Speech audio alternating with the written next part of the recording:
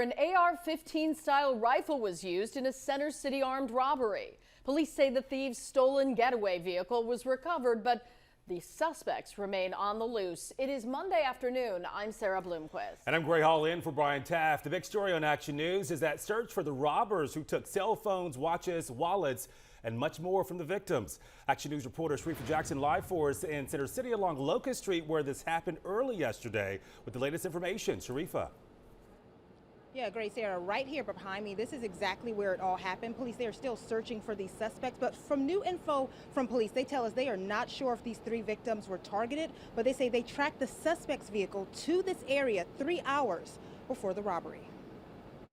This is the video used as part of the police investigation, capturing the moment a man was robbed at gunpoint at 15th and Locust in Center City. It was Sunday, just after 3 a.m. Wearing all black and covering their faces, the three men launched their attack with handguns and an AR-15-style rifle. They took cell phones, they took jewelry, watches, bracelets, wallets. Police say this video shows only one of 3 male victims involved. Their ages 27, 35, and 36, all reportedly hanging out and talking before this happened. They forced one male down onto the ground, point a gun. Another male they struck in the face with a firearm. Investigators say a getaway driver was standing by inside a gray Honda Accord ready to go. That car, reportedly stolen out of Cheltenham Township August 19th, was recovered by police this morning.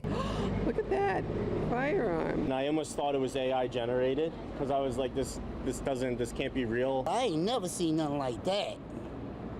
Lord Jesus. It's the type of crime that keeps James indoors late at night. Ain't nothing you can do about that. If they jump out on you like that, ain't nothing you can do. Sarah Hagee says the neighborhood is changing. I saw the video and it's stunning that this happened right in front of my stepmother's house. Police continue to search for the men responsible.